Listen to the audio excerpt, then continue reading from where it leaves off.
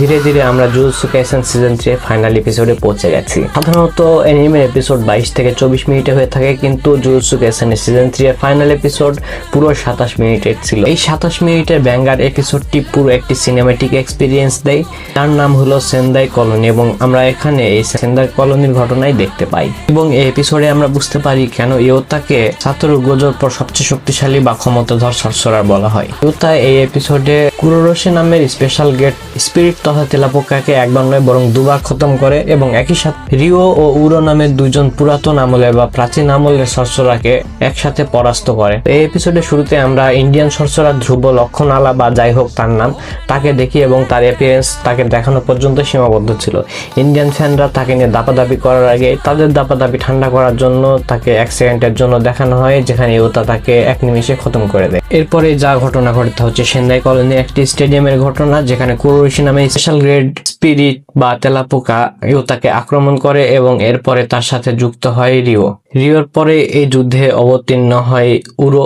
তো এদের সাথে লড়তে লড়তে একসময় ইয়োতা রিকাকে সামান করে ফেলে। এই রিকা অবশ্য জুজুৎসু কাইসেন 0 মুভির আসল রিকা না, এটি হচ্ছে ক্লোন এবং আপগ্রেডেড রিকা, যার সময়সীমা হচ্ছে 5 মিনিট, যে নিজের সাথে বিভিন্ন ধরনের অস্ত্র বা ওয়েপন্স রাখে, একই সাথে কারো শরীরের এক নির্দিষ্ট অংশ ভক্ষণ করে সেই ব্যক্তি টেকনিকগুলো হুবহু কপি করতে পারে। ইভেন যুদ্ধের মধ্যে আমরা এখানে ট্রিপল ডোমেইন এক্সপেনশন করতে দেখি, যা মূলত পুরোপুরি সফল হয় না, কারণ হচ্ছে এর বাইরে থেকে সেই স্পেশাল গ্রেড যে ককরোচ আছে সে বাধা দেয় এবং এর ফলে ট্রিপল ডোমেইন এক্সপেনশনটা ভেঙে যায়। কারণ আমরা জানি যে ডোমেইন এক্সপেনশন ভেতর থেকে যতটা না শক্তিশালী হয়, বাইরে থেকে ঠিক ততটাই দুর্বল হয়। এরপরে মূলত আসল যুদ্ধ শুরু হয়, যেখানে আমরা ইয়োতা ভার্সেস কুরোরোশি, উরো ও রিও এই চারজনকে একসাথে লড়তে দেখি। কুরোরোশি নামের স্পেশাল গ্রেডকে প্রথমবারের তুলনায় অনেক সহজে এবং এক ঝটকায় খতম করার পর ইয়োতা যুদ্ধ করে রিও এবং উরোর সাথে। এখানে আমরা ইয়োতাকে ধ্রুব টেকনিক অবলম্বন করে উরোকে পরাজিত করতে দেখি, এবং উরোর স্কাই ম্যানিপুলেশন টেকনিক অবলম্বন করে ইয়োতা রিওর গ্রানাইট ব্লাস্ট ঠিক তার উপরে প্রয়োগ করে। ফলে রিওর জন্মান্তর ধরে যে শেষ পাতে মিষ্টি খাওয়ার যে প্রবণতা ছিল তার উত্তরে